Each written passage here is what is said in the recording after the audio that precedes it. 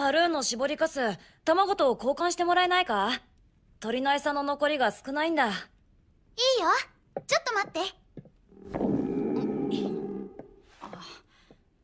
うち男ばっかだから食べ物がもう足りなくなってきててさ。お腹が空いてるならこれ食べたら？ギルはそば使いになったんだからそちらで食事をとればいいだろ。